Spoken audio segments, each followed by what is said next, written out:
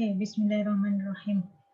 Melanjutkan materi dari jaringan saraf tiruan yang pertama dulu, yaitu menggunakan perseptron. Maka pada kesempatan hari ini kita akan mempelajari mengenai multi-layer neural network atau jaringan saraf dengan jumlah layar lebih dari satu.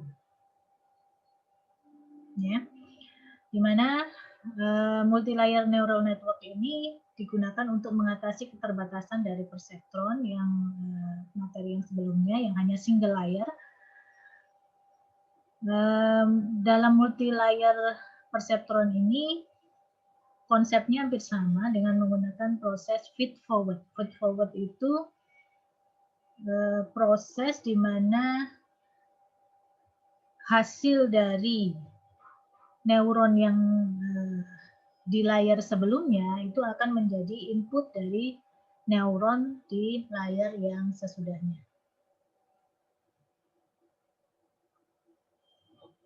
Nah, biasanya terdiri dari satu input layar, satu hidden layer, dan satu output layer. Di mana sinyal input itu dirambatkan, jadi ada proses propagasi dari arah depan ke arah belakang layar by layer atau layar demi layar. Jadi kita ulang lagi kemarin, kalau kemarin single layer ya, neural network, atau kita sebut dengan perseptron, kita hanya menggunakan satu neuron atau lebih ya. Jadi kalau inputnya satu maka kita menggunakan satu neuron, kalau inputnya dua maka kita menggunakan dua neuron. Tapi hanya satu saja layarnya. Di layarnya aja hanya satu. Nah, di mana perseptron itu digunakan untuk mengupdate bobot, jadi bobot yang digambarkan dengan menggunakan sebuah ya di sini sebuah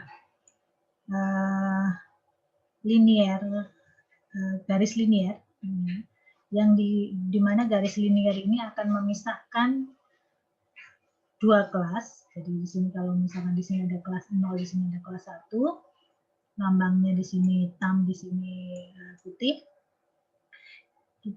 Menentukan batas antara dua kelas itu adalah dengan mencari garis batas yang persamaannya itu adalah Y sama dengan MX plus B. M ini adalah gradien. Gradien atau kemiringan, sedangkan X itu adalah nilai dari X-nya, Y itu output-nya, dan B adalah sebuah konstanta. Nah, dengan menggunakan perseptron, di mana setiap neuron itu dia mengandung atau mempunyai nilai threshold, nilai ambang, ya, yang sudah ditentukan terlebih dahulu. Kemudian jangan lupa bahwa di dalam perseptron ini setiap inputnya itu berhubungan dengan sebuah nilai bobot. Jadi inputnya itu berhubungan dengan sebuah nilai bobot. Maka kalau ini kita terapkan ke dalam fungsi linier, nilai bobot itulah yang merupakan gradiennya, atau yang mengatur kemiringan dari garis tersebut. Sedangkan X itu juga nilai inputnya, dan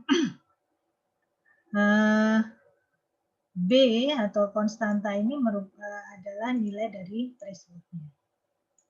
Sehingga persamaan dari perseptron itu adalah seperti ini. Ini yang kita jelaskan minggu lalu. Nah, sekarang kita akan membahas mengenai bagaimana sih bentuk dari multi-layer neural network. Ya, jadi multi-layer neural network itu terdiri dari 3 layer. Yang pertama adalah layer input, di mana isinya itu adalah input-input. Ya. Kemudian ada hidden layer dan output layer. Ya, jadi output layer. Hidden layer ini terletak antara input layer dan output layer. Nah, kalau di mana multi-layer neural network ini digunakan untuk memisahkan dua buah kelas yang dia tidak bisa dipisahkan hanya dengan menggunakan satu garis. Nah, kalau ini kan cukup kita menggunakan satu garis saja, ini sudah terpisah antara kelas 0 dengan kelas 1.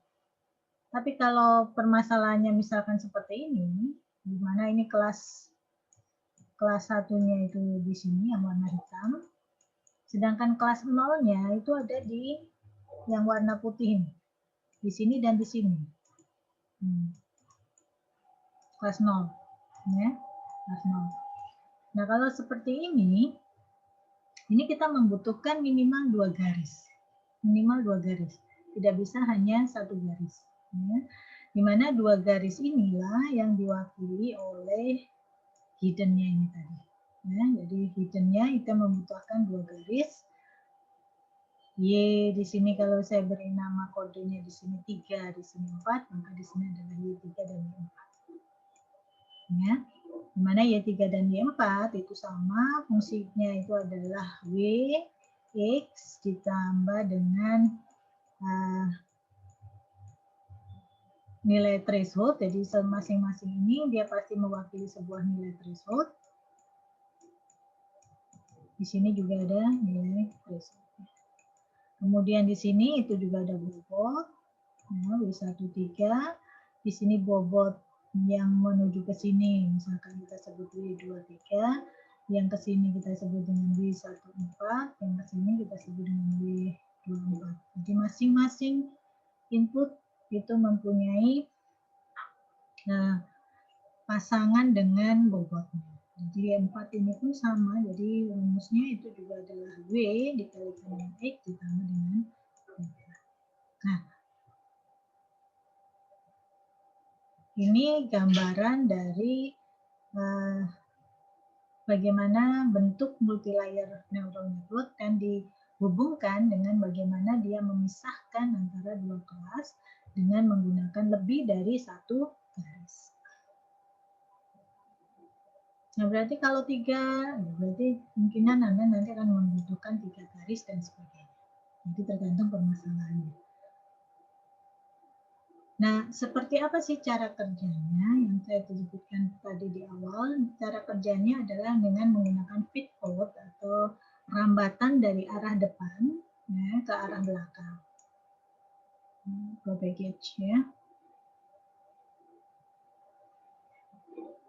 Jadi, misalkan di sini input layer, hidden layer, output layer, maka prosesnya diolah mulai dari input layer, misalkan di sini X1, X2, X3, dan seterusnya. Nah, X1 ini kalau dia diaktifkan, dia akan mengeluarkan output yang di sini. Misalkan dia menghasilkan output. Nah, output ini nanti itu akan menjadi input dari neuron di hidden layer. Ya, jadi menjadi neuron di hidden layer-nya, dan di sini dia juga mempunyai bobot. Sehingga memproses yang di sini itu adalah dengan menggunakan input Y1 yang merupakan output dari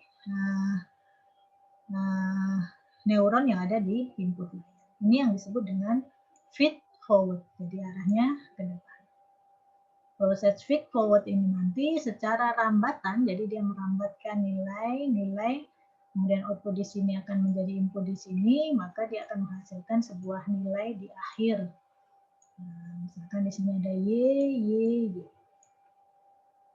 Seperti itu. Jadi prosesnya sebenarnya sama, hanya dilakukan proses perambatan satu persatu, mulai dari input layer sampai ke output layer.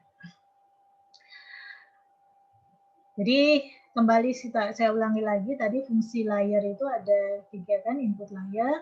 Tugasnya adalah menerima sinyal input dari dunia luar, kemudian mendistribusikannya ke semua neuron yang ada di hidden layer. Sedangkan output itu menerima sinyal output dari hidden layer dan menetapkan keluarannya bagi keseluruhan jaringan.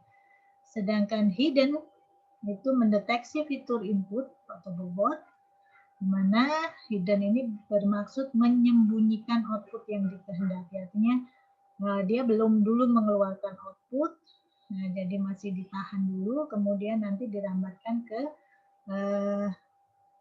output output layer. Baik, nah bagaimana sekarang kalau kita melakukan proses pembelajaran seperti yang kemarin, kita proses pembelajarannya sama, yaitu untuk mendapatkan nilai bobot yang paling tepat sehingga garis batasnya ini adalah tepat memisahkan antara kelas pertama dengan kelas yang kedua. Jadi menentukan nilai bobotnya.